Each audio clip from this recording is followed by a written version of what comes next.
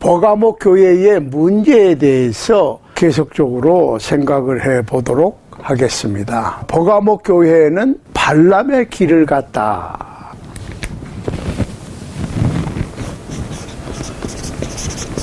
발람의 길을 갔다. 니골라 당에 어그러진 길, 잘못된 길을 갔다. 그 얘기인데, 구체적으로 발람의 길, 니골라당 잘못된 길이 무엇이냐? 세 가지입니다. 첫 번째로는 돈 문제, 두 번째로는 교리 문제, 가르침, 세 번째로는 예배 문제입니다. 완전히 다른 길은 확실히 보이니까 구분이 됩니다. 그런데 비슷비슷하면서 그럴듯한 이유를 붙여서 약간 바꾸는 것은 그럴듯한 어그러진 길이에요. 이게 문제라고. 예수님께서 표적을 베푸실 때는, 여기서 말하는 표적은 미라클레스 사인입니다. 죽은 자를 살리시고, 문둥병자를 깨끗하게 하시고, 장님을 뜨게 하시고, 벙어리를 말하게 하시고, 한편 손 마른 사람을 성하게 고쳐주시고, 할 때는 육적인 치유만 해주시는 것으로 끝나는 게 아니라 꼭 영적인 의미를 부여하셨어요. 우리가 요한복음 6장에 보면 갈릴리 바다 건너편에서 예수님께 하는 무리가 왔습니다. 그러니까 예수님께서 여러 가지 병자를 고치고 심지어는 죽은 자를 살리는 표적을 행하시니까 사람들이 따라왔어. 그때는 6월절 명절이에요. 6월절 명절인데, 명절에는 음식이 풍부하지요. 먹고 마시는 먹을거리와 음료가 풍부하다고.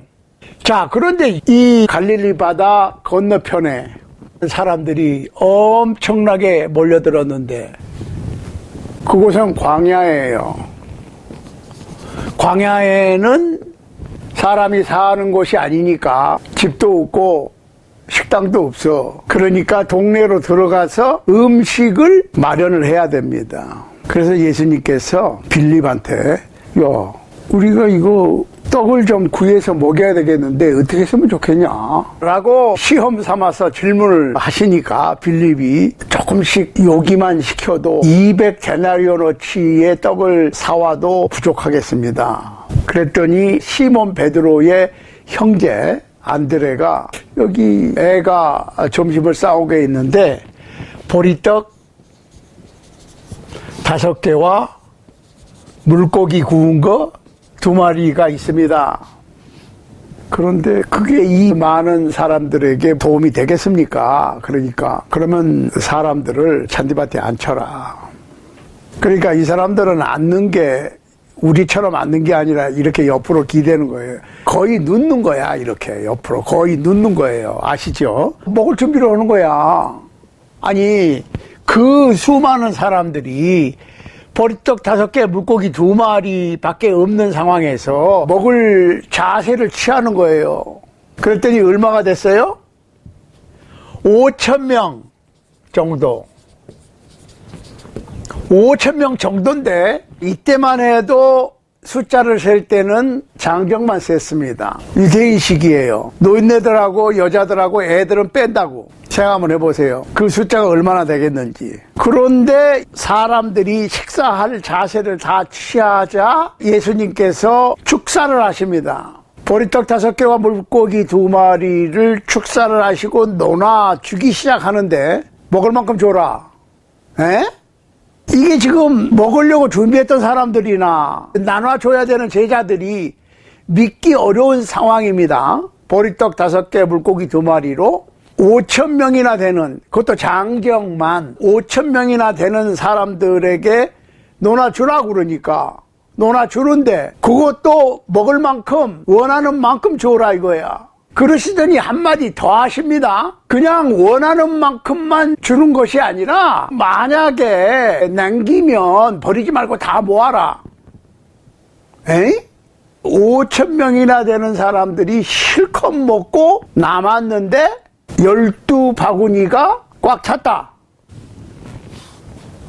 그러니까 사람들이 저 예수라고 하는 분은 틀림없이 선지자가 맞구나. 우리가 예수님을 왕으로 모시고 따라다니면 굶지는 않겠다. 요한복음 6장 15절에 보면 그러므로 예수께서 저희가 와서 자기를 억지로 잡아 임금 삼으려는 줄을 아시고 다시 혼자 산으로 떠나가시니라.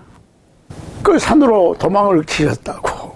사람들이 잡아서 임금을 삼으려고 그러니까. 그런데 날이 어두워졌는데도 예수님이 안 오시는 거야. 그래서 이제 제자들이 우리 먼저 건너가자 하고 배를 타고 제자들이 건너가는데 한 10리 정도, 10리면은 4km죠. 갔는데 엄청나게 바람이 불고 파도가 치는 거야. 그런데 예수님께서 물 위로 걸어오시는 거예요.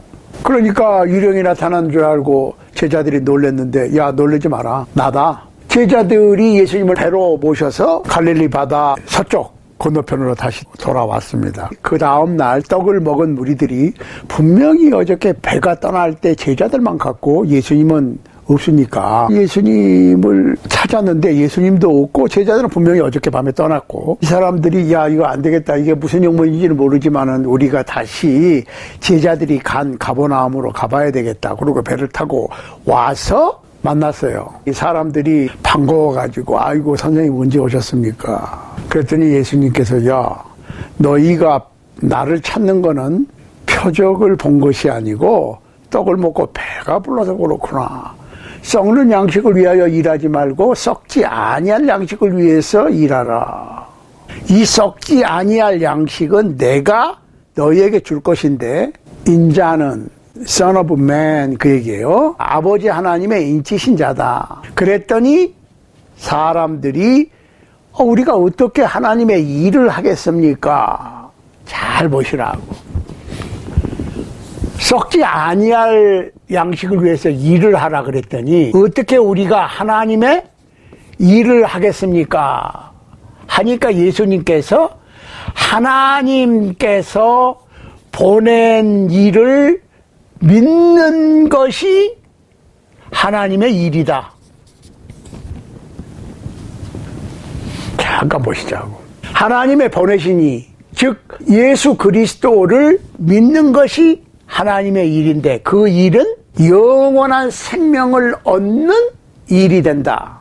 그러니까 믿는 것은 일하는 거예요. 믿는 것은 머리로만 고개 끄덕끄덕거리면서 그래 맞아 하고 아무것도 안 하고 앉아있으면 되는 게 아니고, 믿는다고 하는 말은 어떤 일을 하는 거예요. 제가 설명을 자세하게 한 적이 있습니다. 믿는다고 하는 것은, 믿는 것은 집을 짓는 것과 같다. 집을 짓는다, 집을 짓자 그러면 집이 딱 나와요? 기초공사부터 시작해서 정원까지 단계 여러 가지 단계가 많아. 믿음도 마찬가지예요.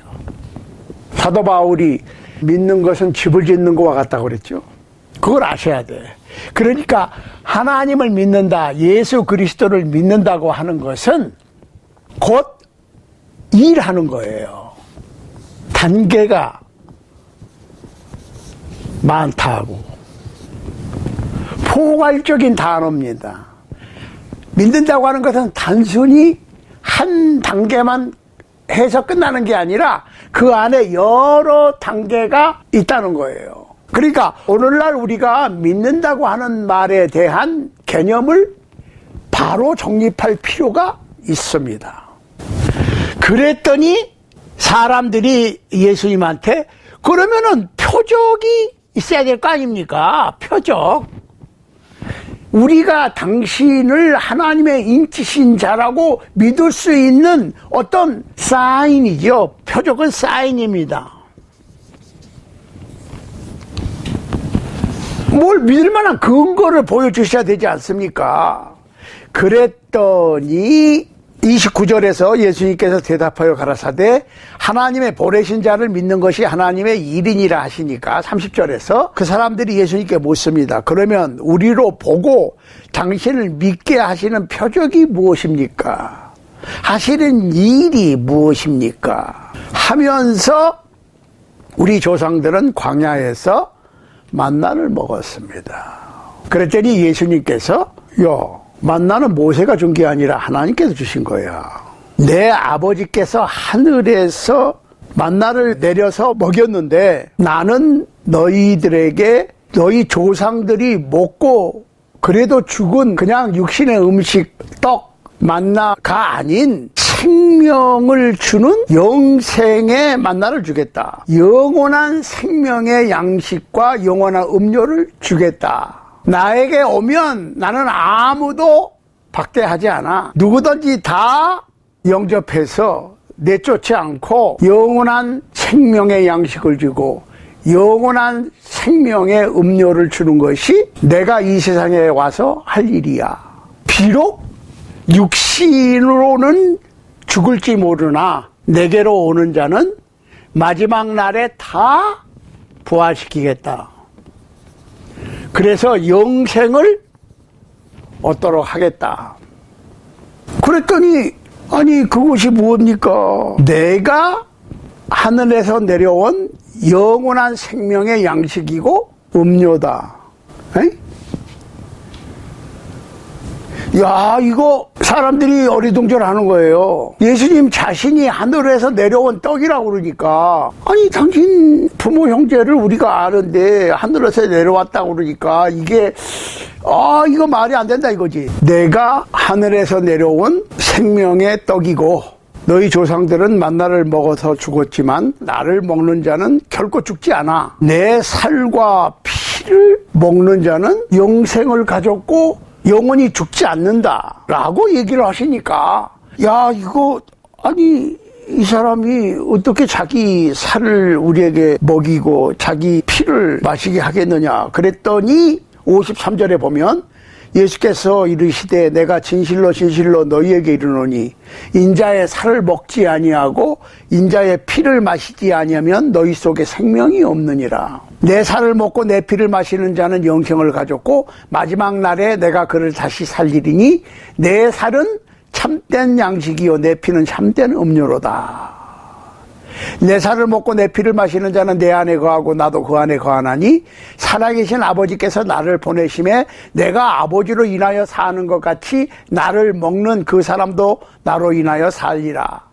이것은 하늘로서 내려온 떡이니 조상들이 먹고도 죽은 그것과 같지 아니하여 이 떡을 먹는 자는 영원히 살리라 라고 가버나움 회당에서 가르치셨어요. 그러고 났더니 많은 사람들이 물러갔어요. 자기 살을 우리한테 주고 자기 피를 우리한테 주고 야, 저 양반 좀 이상한데? 그러고 많은 사람들이 물러갔어요. 그러니까 예수님께서 12제자들에게 야 너희도 가려느냐 그랬더니 시몬 베드로가 영생의 말씀이 계심에 우리가 네게로 가오리까 이런 말씀을 하신 장면이 요한복음 6장에 나옵니다. 자, 그렇다면 양무리를 친다고 하는 것은 양을 먹인다고 그러는 거예요. 그러니까 양을 먹인다고 하는 것은 육적으로 먹이는 거지만은 그 의미는 영적으로 먹이는 거야. 그렇죠? 항상 이중성이 있다고.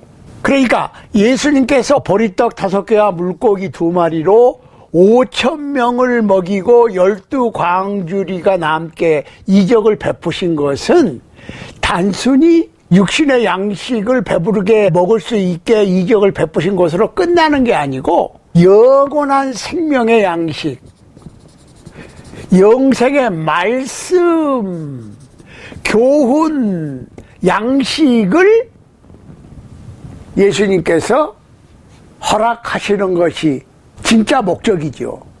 자, 그런데 그 교훈이 예수 그리스도의 말씀이고 그것이 곧 복음이라고. 그 교훈이 곧 복음이란 말이에요. 그런데 문제는 크리스찬들이 모이는 것을 교회라고 그러는데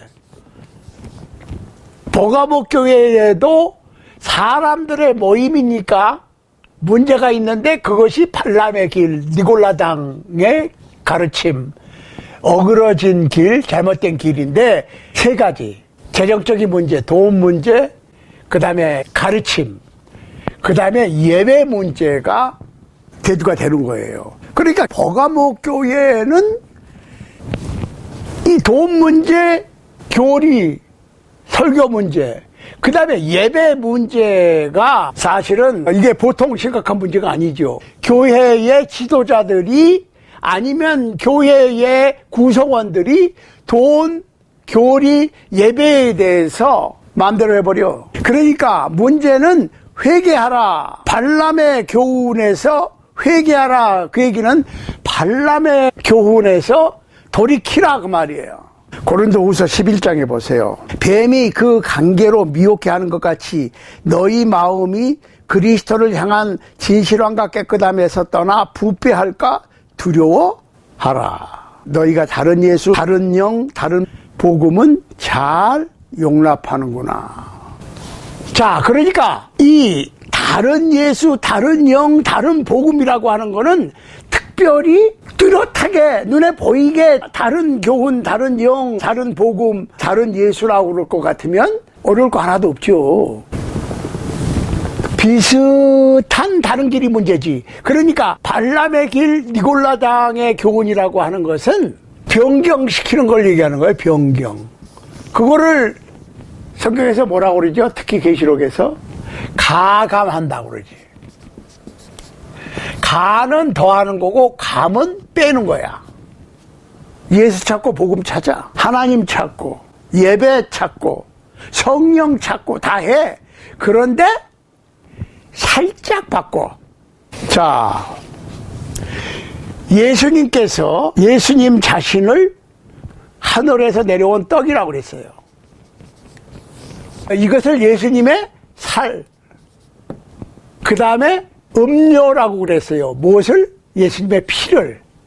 즉 예수님께서 십자가에서 살을 찢기고 피 흘리신 것으로 예수님의 살과 피가 영원한 생명의 양식이고 그것을 잊어버리지 않게 하기 위해서 잡히시기 전날 밤에 한 가지 의식을 제정하셨는데 그것이 주의 만찬, 주님의 상, 즉 성만찬 의식입니다. 우리가 떡을 떼면서 이것은 주님의 살이요 포도나무에 난 것을 마시면서 이것은 주님의 피요 하는 것은 이게 실제로 주님의 살과 피를 먹고 마시는 것이 아니고 주님의 살 대신 떡으로 누룩이 안 들어간 떡, 밀가루에 물만 섞은 떡이죠. 다른 첨가물이 없어요. 그 다음에 포도나무에서 난 것으로 예수님의 피를 대신해서 예수님께서 떡을 떼서 주시면서 이것은 너희를 위하는 내 몸이니 먹어라 그러셨다고. 그 다음에 잔을 가지시고 축사하시고 주시면서 이것을 마셔라. 이것은 너희를 위하는 나의 피다 그러셨다고. 그러시면서 내 살을 먹지 아니하고 내 피를 마시지 아니하면 생명이 없다. 그 얘기는 무슨 얘기냐면 구약시대에 속죄제를 드릴 때는 꼭 어린 양의 피가 속죄했지요. 그러니까 요한복음 6장에서 오병이어의 이적을 베푸실 때도 6월절이고 잡히실 때도 6월절이고 6월절 어린 양이 희생돼서 그 어린 양의 피를 통해서 구원을 받았던 이스라엘 민족과 같이 오늘날 예수 그리스도의 살과 피는 영원한 생명에 직결되는 것이고 그 가르침이 복음이 예수 그리스도의 살과 피가 전부예요.